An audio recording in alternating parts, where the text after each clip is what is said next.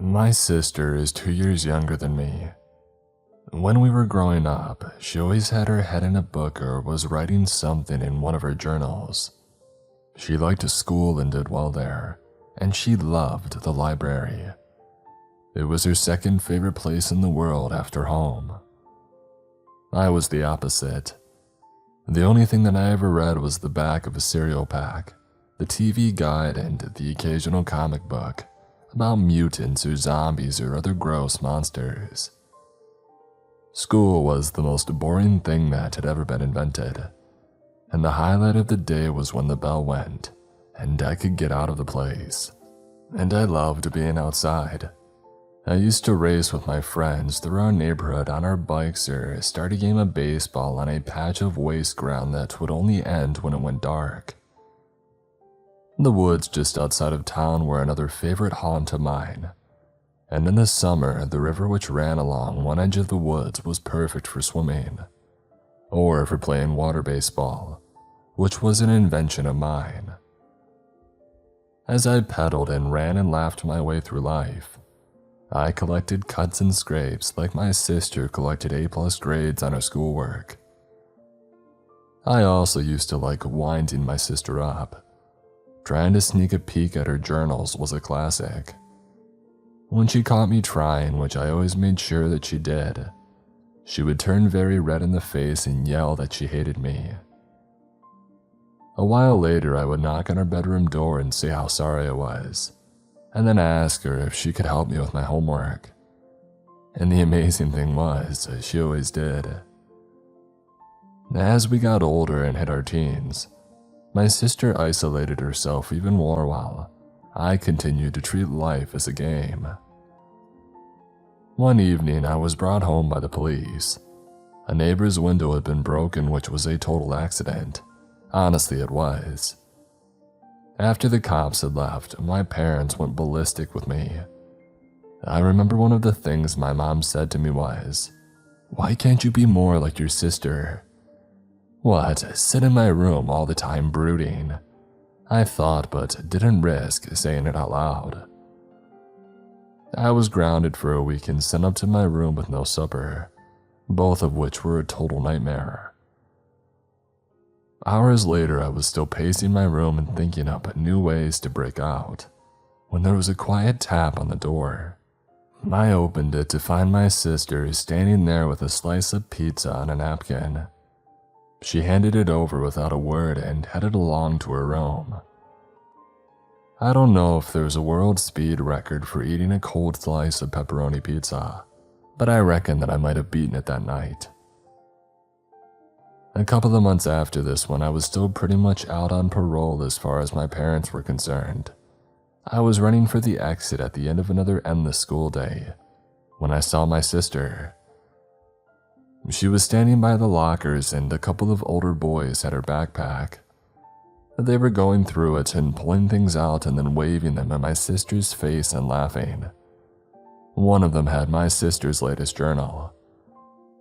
Through her tears, she was telling them to leave her alone. I saw red. I raced along the corridor, my hands clenched into fists, and I barreled into the boys who were tormenting her. The three of us rolled along the floor in a tangle of punches and kicks and shouting. I managed to elbow one of them in the gut, which left him gasping for breath, and landed a fist right into the nose of the other one. He yelped as blood began to pour out of his nostrils. Seconds later, a bunch of teachers arrived and pulled us apart. As I was marched off to the principal's office, I glanced around and saw my sister retrieving her journal from the floor where it had fallen. She looked up at me and smiled. That smile made the trouble that I got into for brawling worth it. Eventually, the time came for me to leave school. I got a job in a local auto repair shop, which was good for a while. But as another summer drifted into fall, I started to get more and more restless.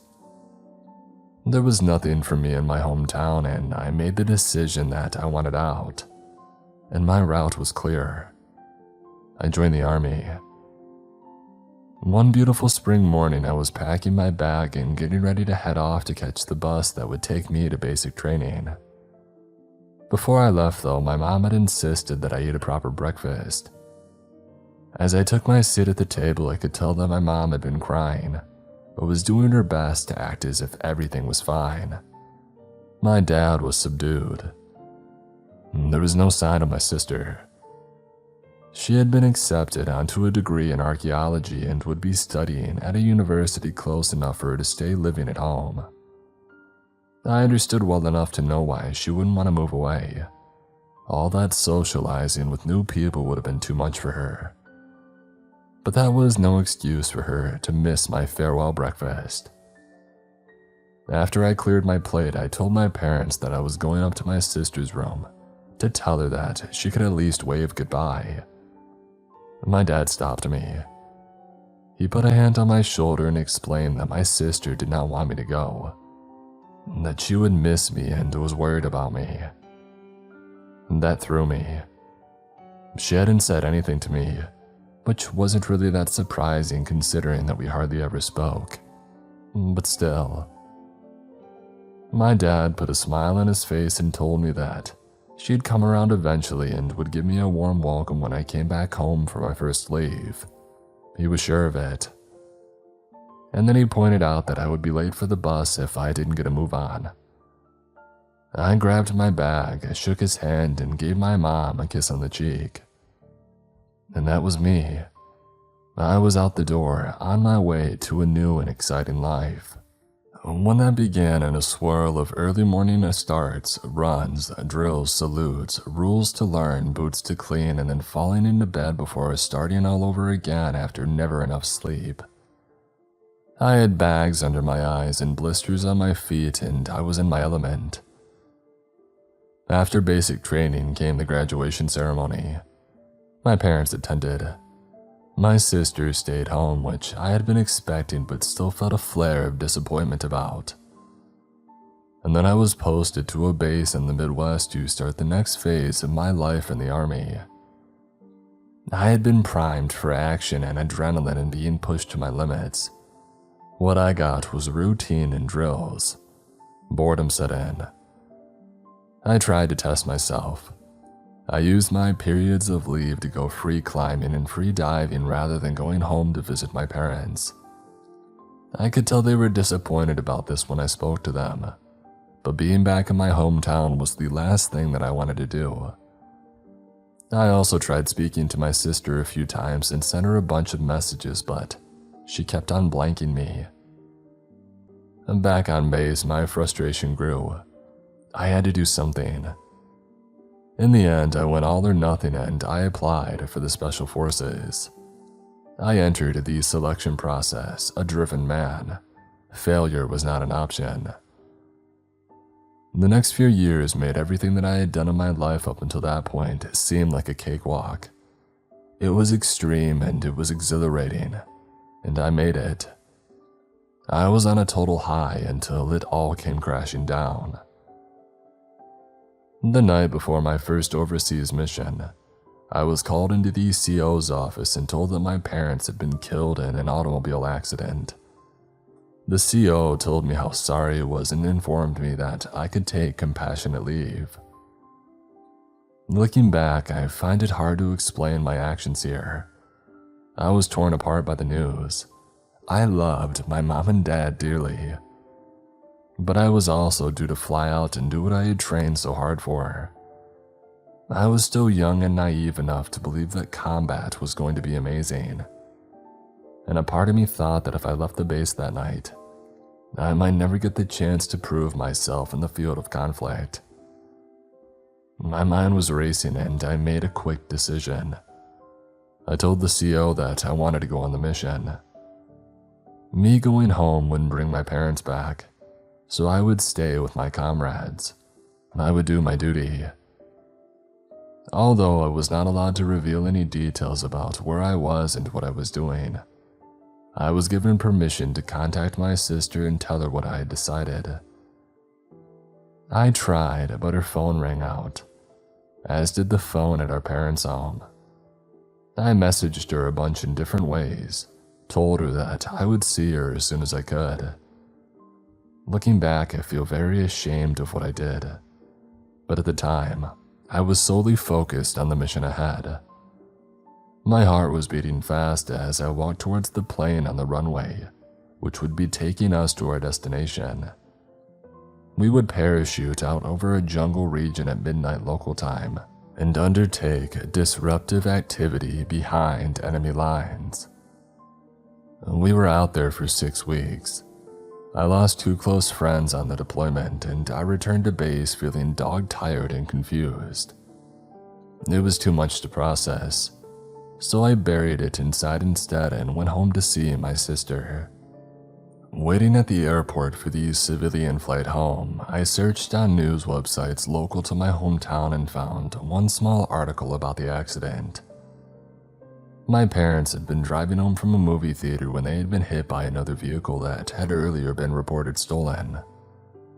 The police were still trying to trace the driver of that vehicle, who had fled the scene on foot. I boarded the plane in a daze. I was pulsing with anger and weighed down by sadness at the same time. When I finally walked up to the front door of the home that I had grown up in, I felt at breaking point. All I wanted to do was hug my sister and tell her that I loved her. I no longer had a key, and so I knocked. I could see movement inside, and I caught a glance of my sister, but she was moving away from the door. I didn't understand why. I knocked again and yelled out that it was me. A few moments later, I received a message on my phone. It said that I had broken her heart by not coming home for the funeral, and that she never wanted to see me again. I threw my phone to the ground. This couldn't be happening. I hammered on the door, pleaded with her to let me in. I begged her. If we could only talk and sort things out, it would be okay. I mean, surely it would be okay. After a while, I was dimly aware of a siren. It was coming closer. Turned out I was causing such a disturbance that one of the neighbors had called the cops. I knew one of the officers who arrived. We had been in the same year at school. He told me that he was really sorry about my parents, but it was best that I left. I was devastated. I wanted to argue. I wanted to go over and tell the neighbor exactly what I thought of them. But if I had been arrested and charged my military career, it could have been over. And at that moment in time, I didn't seem to have anything else left. I had lost my parents and my sister, it seemed. I apologized to the 2 officers and I headed back to the airport. That was the last time that I was ever in my hometown. After a lost weekend spent locked in a motel room drinking, I returned to my unit. More missions followed over the next 5 years. They are not in any official records. The bottom line is that these were conflicts where my country was getting its hands dirty, but didn't want the rest of the world to know. As for me, I became collateral damage. There wasn't a defining moment where I broke down and couldn't continue. It was a gradual collapse. I drank in secret, I took pills. My nerves were on a knife edge and sleep became a fractured nightmare-infested thing. I would wake up with a yell and lie there coated in sweat. I knew there would be no point trying to get back to sleep. Now when so many painful memories from the missions were there, ready to twist into another hideous dream. Finally, I accepted that I could not go on, and I opened up about my substance abuse to an army doctor. After a bunch more paperwork, boy does the army like paperwork, I was discharged. Being a civilian again though did not feel good.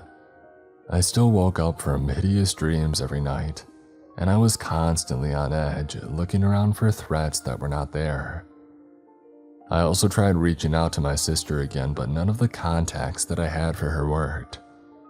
I searched for her online and following the digital thread, found out that she had graduated and was now a faculty member of the archaeological department of a university. I felt a swell of pride about this. My little sister, she had done good. I tried sending messages to her via the general contact details shown on the university website. I wanted her to know that I thought she was amazing and wanted to say sorry one more time. I never heard back from any of the messages. I didn't blame her, I didn't blame anyone, apart from myself. I was feeling lower and lower by this point and I started to drift. I hitched rides and slept rough. I avoided people where I could. It was like I was on the run. There's a saying about no matter how far you travel, you can never get away from yourself. I was the poster boy for that saying at that point in my life. After 6 months or so, I found myself in a rural area in the far north. The solitude that I was able to find there felt good, and so I stayed on. I found a derelict cabin and started to do it up. The nearest town was hours away. I was living off the land to an extent. Once a month, I drove into town and stayed just long enough to stock up. I also cashed my army pension at the post office there. Living like this, I found a kind of peace. I liked the way the periods of light and darkness stretched and constricted through these seasons to create extremes. I enjoyed the long days and the nights that held the grip. I loved the silence that was broken only by the wind and the cries of the animals. I could have stayed there forever. But then the policeman knocked on the door and turned my new life upside down. I tensed at the sound of the knock. Nobody had been out to my property all the time that I had lived there, and I wasn't expecting anyone. I went to the window to check who was out there and saw the cap held in his hand, the bulky jacket over his uniform, and the car parked up. There was no reason I shouldn't open my door and wish the officer a civil good morning. So I did. He asked me if I was Jordan Anderson. I answered that I was. And then he looked down at his boots for a moment, and that sent a ripple of unease loose inside of me. I asked him if something was wrong, and he told me in a solemn voice, "It's your sister. She's been reported missing." I told him that he better come in. I offered him coffee, but he said no, so I asked him just to get to it, to tell me what he knew. He looked me in the eye and said, "Your sister's personal file has you down as next of kin and gives your contact details as the Army. When her employer contacted the Army, they passed the message on to the post office in town. The post office called me. You being such a hard man to contact, the message was already 5 days old, and I didn't want to delay things any further, so I drove straight out here. The message said that your sister was working with a group of university students on an archaeological dig at an old mining settlement in a remote area of northern Alaska. They were off-grid as far as mobiles and the net was concerned, but had been in regular contact with the university via satellite phone. Then they fell silent. After a week, there was sufficient concern for their welfare that a local search and rescue team was sent to the settlement, but no one was found there. The authorities are examining the evidence, but as yet, there's no explanation. Maybe there was some kind of accident. It's a dangerous environment up there. His voice trailed off, and I could tell that he didn't want to say out loud what we were both thinking. That my sister was missing, presumed dead. He didn't seem to have anything else to say, so I thanked him and told him that I had work to be getting on with. He told me that he was sorry and that if he received any further word, he'd be sure to let me know. I stood in the front room and listened to the sound of his car driving away, until there was only the silence once more and I was alone with my thoughts. A lot of questions were bubbling up inside all of me at once. Why did she put me down as her next of kin? Did it mean that she wanted me to be a part of her life after all? And did that matter anyway if she was gone? As this last question rose and fell away inside me, I put my head in my hands, and I made a decision. I couldn't. I wouldn't accept that my sister was dead, so I would go to northern Alaska and look for her. With a sense of urgency pulsing through me, I loaded up my truck. The last thing that I got was my mobile phone. I hadn't used it for a long time because I had no signal where I lived, but I figured I needed it then. I turned it on and put it in the passenger seat and then set off. I drove towards town, glancing at regular intervals at the mobile. I was a mile out from the center of town when the bars appeared. I pulled over, opened up the browser, and typed in the name of the university where she worked. Moments later, I was on its homepage. After following a bunch of links, I ended up in the news section.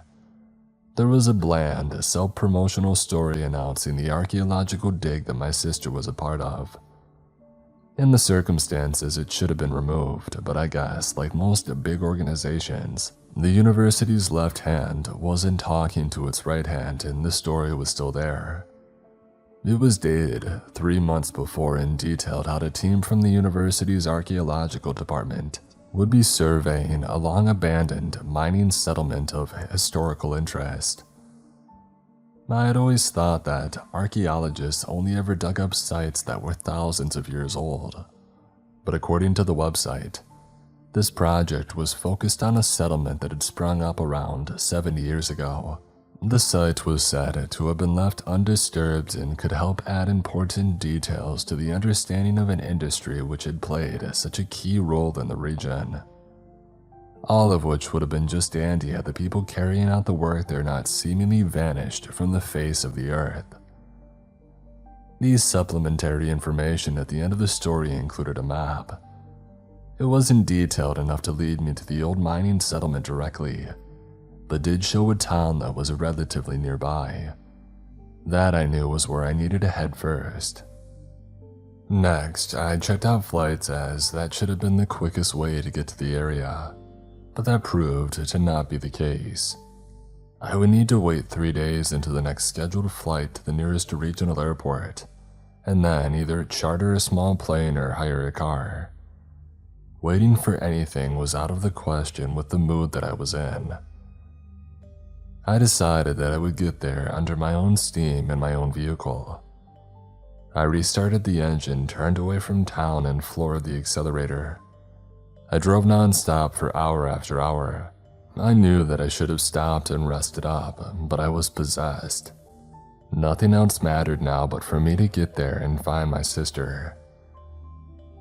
When night fell, I felt as though I was moving through an endless darkness. There was no horizon, just the strip of road ahead of me caught in the headlights. Now and then I caught glimpses of lights in the far distance, the bright clusters of industrial plants shining like constellations on the edge of sight. Hours would pass without me seeing a single other vehicle. Just before dawn, I was looking at the road but not really seeing anything. I was feeling hazy and thinking about my sister and our parents, our home, when an 18-wheeler suddenly appeared. It towered over me, its horn was screaming, and its lights were blinding me. It was about to hit me. There was no time to brake. I pulled the steering wheel to the right as hard as I could, and I felt the force of the other vehicle pass by me like a storm. My truck shook and rattled as it careened off the tarmac onto dirt and rock. I braked and veered to a halt and then sat there breathing raggedly, blinking, wondering how I had not seen it coming. I figured that I must have been falling asleep at the wheel and drifting into the other lane. If we had collided, I would have been crushed. I wiped cold sweat from my brow and drove a little further away from the road, then turned the engine off and closed my eyes. I could not help my sister if I was dead. I needed to sleep. I woke with a start a few hours later. A fragment of a nightmare remained in my mind's eye for a moment. I was parachuting into hostile territory, and the ground was opening up below me. The crevice was lined with sharp teeth. I rubbed my face. It was another foul dream and I needed to forget about it. I made coffee and a flavorless powdered stew on the small camper stove that I brought with me. Topped this off with a couple of energy bars and then got going again. As the miles continued to pass, I lost track of time. There was only the road ahead. When finally, I saw a sign with the name of the town that I was looking for. A tired smile that crossed my face. I was one step closer to finding my sister. It was dusk. The road grew narrower as I approached the town. There were no streetlights alongside the road, but I could see the glow of lights and buildings ahead as night fell. Shadows reached out from squat wooden structures that lined what seemed to be the town's main street. Its only street, perhaps. I could just make out the goods in the window of a convenience store. It looked as if it was already closed for the night. On the other side of the road, the lights were going out in another store. A silhouette inside pulled down a shutter over the door. Next door, there was a light on in a building announcing itself as a mortician's. Death must be a 24-hour business around here, I thought with a wiry grin, and drove on slowly down the street. Towards the end of the strip on the left, there was one building which looked very much open. Light bled from its windows into the street, and as I parked up and killed the engine, I could hear music as well as the sound of raised voices drifting out. I climbed from my truck, stretched my aching limbs, and looked at the sign daubed on the window in white paint. It read, Jed's Bar. Underneath was scrawled, Rest your weary bones and take a drink. At that moment in time, that sounded mighty good to me, so I headed on inside. The air was thick with the smell of alcohol and tobacco. I was pretty ripe after long days on the road, but as I stood just inside the doorway, there was no mistaking the stench of stale sweat that also filled the place. I looked around. There were a row of round wooden tables with chairs pulled up around them, a jukebox playing a song about being lonesome in the night, and a long bar area running the length of one wall. The patrons of the bar were gathered there, hunched over glasses and looking my way. A dozen pairs of bloodshot eyes in all. I guessed that they must not have gotten many strangers calling in for a drink at Jed's Bar, but I didn't feel intimidated by the intention. I nodded and said, I hope you're all well this fine evening, and then I headed for the bar. There were no women patronizing the bar that particular night, and I doubted the men there had loving better halves waiting at home. Their clothes looked what I would have called lived in. The stubble on their chins was gray and their cheeks were explosions of broken veins.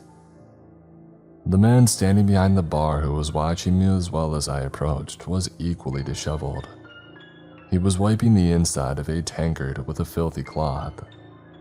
I made a mental note to take my drink directly from a bottle and settled into an empty seat.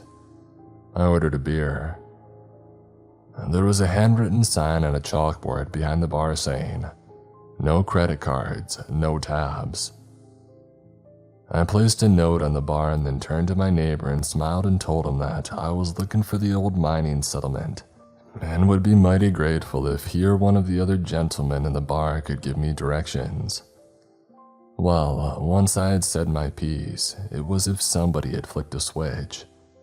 The atmosphere in the bar went from wary suspicion of a stranger to downright cold.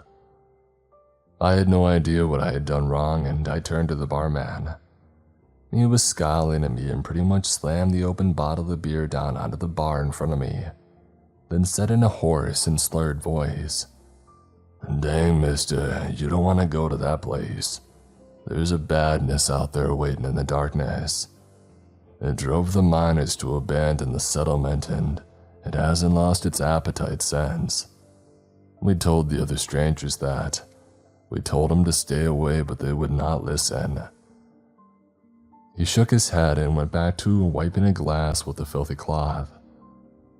None of the men at the bar were looking at me now. It felt like they were averting their gaze. They wanted nothing to do with me. In a quiet voice, I said, "My little sister was one of those strangers, and I'm here to find her and bring her home if I can. If one of you want to help me do that, I'll be grateful. If not, I'll wish you a good night and be on my way." I caught glances between the barman and the men at the bar. I figured they were trying to decide what to do. After a few long minutes, the barman went into a back room and returned carrying a map. It was old and faded and torn to pieces. He opened it up and put it on the bar, and then he placed a nicotine-stained finger on a point on the map. He said nothing. None of them did, and they didn't need to. I looked to where the old mining settlement was located, and thanks to my years of army training, I memorized the map. And then I nodded at the barman and left. The doors closed behind me. I stood and breathed in the night air. It was cold and clear. I started up the engine and set off in the direction the map had shown. I had my headlights on full beam. They picked out a dirt track with trees starting to rise around it. I trusted my sense of direction and the guidance offered by these stars, and I knew that I could reach my destination. I hadn't been driving for long though when the route that I was on started to become impassable for my truck. I tried forcing my way through a little further, but the sounds of the scraping and cracking coming from below the truck made me stop. Damaging the truck beyond repair was something that I needed to avoid. I reckoned it was another 3 hours on foot to the mining settlement. That would have been a breeze back in my Special Forces days, but I was nowhere near that level of fitness now. But I was still in good shape and I was determined.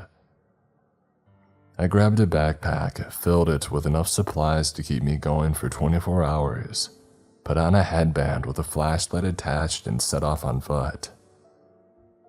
I wanted to run, but even with the flashlight cutting swaths through the darkness, the danger of snagging my foot in the undergrowth was too risky, so instead I walked as quick as I could. To help ensure that I could find my way back to the truck, I marked trees at regular intervals. I was light on my feet, but to the creatures living there, I must have sounded like a clumsy juggernaut. All around me there were frequent sudden rustles of movement, and animals and birds crying out. As the miles passed, I began to gasp for breath. The cold air burnt the back of my throat, and I began to feel sharp pains spreading through my chest. I powered on, focusing on the next step, and then the next. Every one I took brought me closer to finding my sister. My sense of time slipped, and I couldn't say if there was 3 hours or longer when a break appeared ahead of me. I raced towards it and found myself in a clearing. The first light of dawn was creeping through the sky. I turned off the flashlight. In the gloom, the remains of old timber huts stood scattered around. Time and nature had broken in roofs and rotted away walls, but these were clearly still places where the miners must have lived. The huts were laid out alongside a crude grid, and there was the remnants of a street sign. On one of the points, somebody had carved New York that-a-way. As I looked around, the place felt more like the ghost of a small town than a temporary settlement. Maybe the miners had been planning on staying here. I wondered as I moved forwards, making my way past the huts. Through the openings, I could see that there were still chairs and some of the remains of tables. Looking out over the entire settlement, I could make out the shell of a larger building towards its center. Maybe it had been a meeting place for business, or a chapel, or a bar. Its ramshackle frame could have housed more than 24 people easily, I figured. And then I came up alongside it and my nerves began to tingle. Through the gaping wound of a decayed window frame, I could see 3 large tents pitched inside. They were modern, high-quality kit, and I knew without a shadow of a doubt that This is where my sister and the rest of the archaeological team had been staying. I walked through one of the jagged gaps in the frame of the building and over to the tents. There was no sound coming from inside the tents and no sign of movement, and I was not expecting to find anybody inside them. The search and rescue team would have presumably looked inside the tents while they were doing their sweep of the area and found nothing. But I needed to see inside the tents with my own eyes anyway. There could be a clue in there as to where the missing people had gone. I approached the nearest tent. Its front lay open and there was no external sign of damage. I looked inside cautiously in case any local wildlife had wandered in. Startling something with claws was always a bad idea. There were no animals inside though. The tent was just about tall enough to stand up inside, and there was a long trestle table set up in the middle. Various objects rested on the table. There was a clay pipe that looked darkened by age. There was a small knife that still looked sharp despite the obvious signs that it had been many years since the blade had been used to cut anything. There was a single shoe and a plate with a crack running down one side. All in all, there were dozens of what I would describe as everyday items that must have been collected as part of the archaeological investigation of the site. At the far end of the trestle table, there was a closed laptop and a paper notebook. I opened the laptop and it flickered on.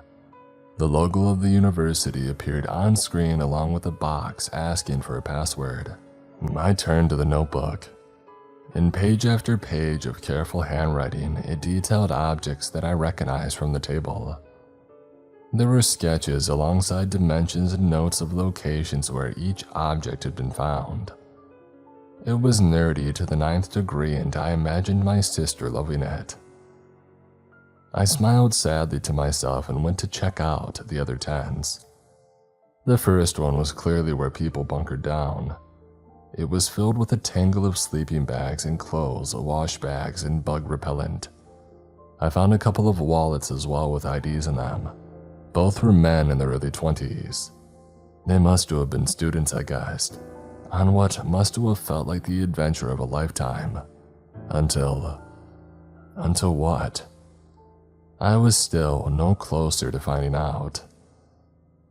I shook my head and backed out of the tent and entered the last one. From the clothing scattered about, this looked to have been where the women slept. Now was not the time to worry about invading personal space, so I rooted through their belongings, even shaking out sleeping bags in my mounting frustration. In the last sleeping bag that I lifted up, I could feel something still inside it. I reached in and took out a slim paper notebook. A cold chill traveled over my skin. Even before I opened the notebook, I thought that I knew what it was. I turned to the first page and by the daylight streaming through the sides of the tent, I began to read my sister's journal. The entries began as she prepared to leave for this expedition. Through the details of double-checking equipment and finalizing travel plans, her excitement shone through. She was going to lead the expedition, which was a first for her and clearly a proud achievement. At one point, she wrote, "I wish so much that I could pick up the phone and call Mom and Dad and tell them all about this." There was no mention of me. The journal went on to record the journey to northern Alaska, the long hike to get to the settlement carrying their gear and then setting up the camp, and the buzz of the early excavation work. I read this through a blur of tears. I hadn't cried since I was a child.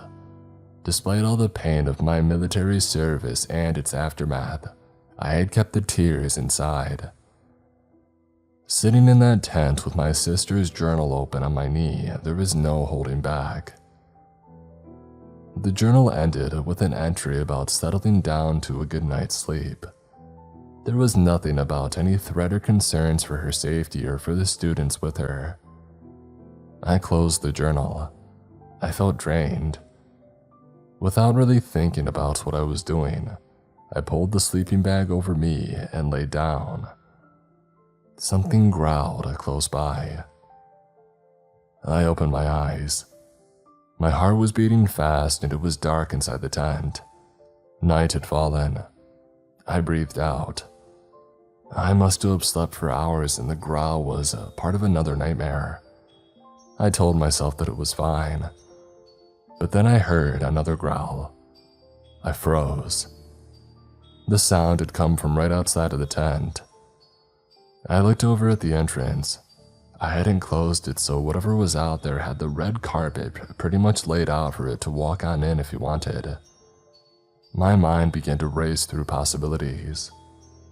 It hadn't sounded like a bear. Maybe it was a wolf. And one that was hungry enough to come hunting for a human. The growl outside sounded again, a low and harsh rumble, like a storm building before it breaks. I was armed, not because I had come to this place expecting violence, but because it was practical to carry in a landscape such as this. I unclipped the holster and drew nice and slow. I wanted to give whatever was out there the shock of its life. I aimed at the open entrance and fired, and then listened. Apart from my ragged breathing, there was silence. I sat up and then crawled out of the tent. I was relieved to see that there was no wild animal in sight, not only because it meant that I had succeeded in scaring it off, but also because I had not wanted to harm a creature acting naturally in its own home territory. I was the intruder here after all. And as long as I didn't end up as dinner, I figured the two of us could get along at a distance real fine. I did not reholster in case the animal decided to try again and collected twigs one-handed to make a fire. Now the initial danger had passed and I was starting to feel the bitter cold of the night. Once the flames were crackling, I sat as close to them as I could without getting singed. I still felt down after reading my sister's journal, but I was more determined than ever to find her. One wolf, it had been a wolf. It would have not been enough to take and kill a group of adults, which meant that there was still a mystery here. And where there was a mystery, there was hope. I decided that in the morning, I would begin to methodically survey the surrounding area of the settlement. I would work my way outwards, looking for signs of broken foliage or tracks, from people or otherwise that could give me a lead. In the meantime, the best that I could do was remain vigilant in case my wild neighbor returned, and brew up some coffee. 20 minutes or so later, I was sipping my second cup of coffee when I heard a rustle nearby. I put the cup down gently and quietly as I could, and I focused in on the sound. It had come from almost straight ahead of me. And there it was again, the sound of something moving close by but out of sight. I pointed the flashlight and through the gaps in the frame of the building saw the dark shapes of huts, and something darker still padding between them. I got to my feet and slipped the safety catch off. My heart was a jackhammer inside me as I stared out and saw a pair of eyes. They were red and so vivid and bright it was as if they were two scarlet flames in the night. And then I saw the tips of fangs and a snout as a monster began to move towards me. It was a wolf but made grotesquely large. Its pelt was gray and matted. Its stride was slow and deliberate. My guts, as much as my eyes, told me this was an intelligent creature and a vicious one. Lines of drool hung from its fangs as its jaw opened a little. A low growl drifted towards me, and I could see it tensing and getting ready to leap. I did not move. Hold it, I told myself. Hold it. And then the creature exploded forwards. Its claws were extended, its jaws wide open. I raised my weapon and fired. The creature threw its head up and howled and then fell to the ground. It writhed around, thrashing in a frenzy of pain. I could see blood rushing from inside its mouth where I had wounded it. I felt no sense of triumph or relief because the mystery of my sister's disappearance had been explained. A creature of this size could have taken her and the students. Years ago, one of this thing's ancestors could have also killed some of the miners in the settlement and scared the rest of them away. Scholars and miners would have been no match for it. But X Special Forces was a different ballgame altogether. I kept the barrel pointed at the creature. I felt nauseous as I looked at the thing's fangs and wondered if they had been the last thing my sister had seen. My finger twitched. I was going to make sure that it never killed again. Only suddenly, it turned its head to face me. Its eyes burnt into me. It got to its feet, it snarled, and it threw itself at me. I ducked and rolled away. A line of pain shot along my arm. Gasping, now sprawled out on the ground, I looked at my arm. A wide gash ran the length of my forearm, where the creature must have caught me with its claws. And now it was behind me, snarling, ready to attack once more. I took a deep breath. Thankfully, I held the weapon on my uninjured side. I threw myself onto my back, extended my arm, and aimed for the creature's eye. A second later, a primal scream cut through the night. My aim had been true. I had still not put the creature down for good, though. It reared away and began to run back through the settlement. I followed as it sped past the huts and then into the undergrowth beyond. It was time to finish it, to end its filthy life. My flashlight revealed a trail of blood in the creature's wake. It was crashing onward, but there would be no escape. I raced on until I saw ahead of me the creature slow down and then collapse. I slowed as well and circled it. It was lying on the ground, breathing heavily. As I came closer, it looked up at me with its remaining eye. The fire there was dimming. And then the eye closed. It was over. I began to turn away, and then I saw something just past where the creature lay that stopped me in my tracks. I moved towards the thing that I had seen, desperately hoping that I was mistaken, but there was no mistake. A human skull glinted pale and terrible in the beam of my flashlight, and just beyond it there was a second skull. Lying at an angle to this was a spine and a ribcage. I took another few steps forward, and everywhere that I looked, I could see more skeletal remains. Some looked very old, others seemed more recent. I noticed a sliver of flesh still attached to one femur. I had seen things that no person should have to see in the theater of war, but this was more than I could take, because I knew these were the victims of the creature and that my sister would be among them. I fell to my knees and wept. I had failed her, and I wanted to lay down among the dead and never move. I knelt there, racked with guilt and sorrow through the rest of that longest night. At dawn, I forced myself to my feet. The least I could do was give these people as decent as a burial as they could.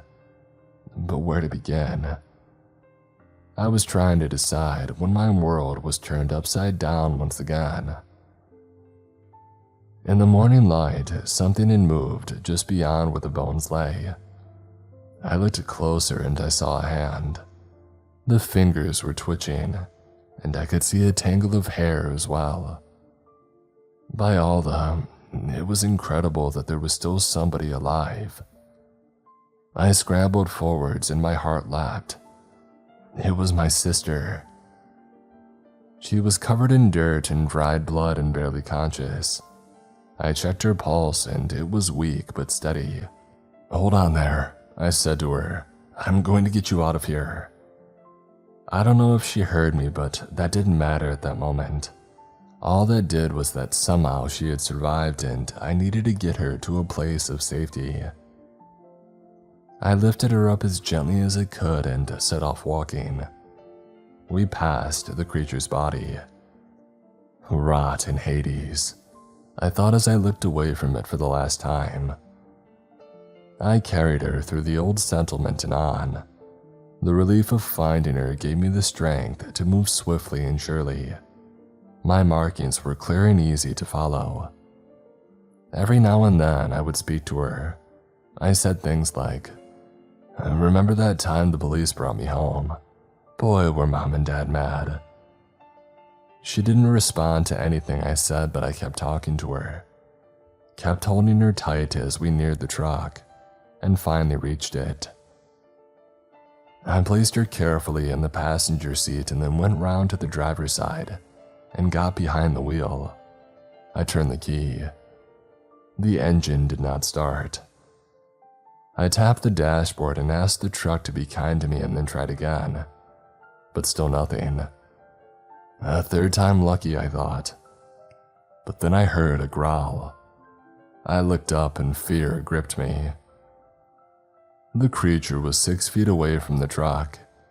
It raised its head slowly and bared its hideous teeth. They were stained dark with its own dry blood. More crimson stains marked its gray pelt below its destroyed eye, as if it had been weeping blood. How was it still alive? I didn't know. This thing that was an aberration in the natural world. It growled again. I tore my gaze away from it. We needed to get away from there. It had been a long time since I had asked a higher power for help, but I did then. I turned the key and finally the engine kicked into life. As it did, the creature leapt. The truck lurched forwards and the creature crashed into the windscreen, which cracked and then gave way. Suddenly, there were claws inside the truck, inches away from my face, trying to slash at me, and a muzzle and blood-stained fangs slick with drool. I threw myself to the side onto my sister, covering her and trying to protect her. When I did, the creature pulled back for a moment. It was gearing up for a new attack, I figured, which gave me a few seconds to act. I reached out with one hand and I grabbed the wheel, twisted my leg so that I could press down onto the pedal, and I went for it. I floored the pedal and the car rushed forwards. The creature was still on the front hood, a dark, crazed mass blocking my vision. "No hangers on," I muttered under my breath and slammed on the brake. The creature toppled backwards onto the ground. I raced forwards again, using the truck like a weapon now. Sickening sounds filled the vehicle as it hit the creature. I tried to reverse away so that I could attack it again, but the truck was wrecked and juddered to a halt. I reached over my sister and opened the door and maneuvered us both out. I laid her very gently on the ground and then looked over at the creature. From the angle of its head, I knew that it would not be coming back from this. It was finally dead. Game over. I knelt by my sister and wept. I didn't notice her raise her hand until her fingers had brushed my cheek. I looked down at her face. Her eyes were open. "Hey," I said. "Hey." Her reply was hoarse and she began to cough. "It's okay," I said. "That thing's dead and you're safe now. I'm gonna get you to town and then we can get the help you need." She grimaced as a spasm of pain had passed through her. And then she said, "No, you have to keep me away from the other people." "I don't understand," I told her. She looked at me and said, "It wanted me to be its bride. It changed me with a bite and now I'm not human anymore." Her gaze drifted to the body of the creature. I looked over as well and felt a jolt of shock pass through me. It was no longer the corpse of a monstrous creature lying on the ground. It was the corpse of a man. My sister's fingers once again touched my face and she guided me to look at her. He was a shapeshifter, and now so am I. Our journey home was long and difficult. I carried her back to the town and then stole a car, and when that ran out of petrol, I stole another. I parked in shadows when I went to buy food from roadside diners. My sister slept most of the time. I slept only when I had to. At last, we pulled up outside my cabin. I helped her out of the car and supported her inside. 2 days later, she changed before my eyes for the first time. She became the creature for a few hours and then turned back into a person. That was 6 months ago, and she has changed again many times. The change emerges without warning. The young, shy, bright woman once more becomes the creature for hours, sometimes even days at a time. It holds back from attacking me because it recognizes me. Even so, we made the decision that while she was in her altered state, she should be kept hidden in a secure place. I reinforced and soundproofed a room in the cabin with steel and padlocks to be her cage. This breaks my heart, but until we find a way that she can control the darkness inside of her, what other choice is there? If anybody else encountered her, they would see a monster that had to be destroyed. I see my little sister, and I will always be there for her.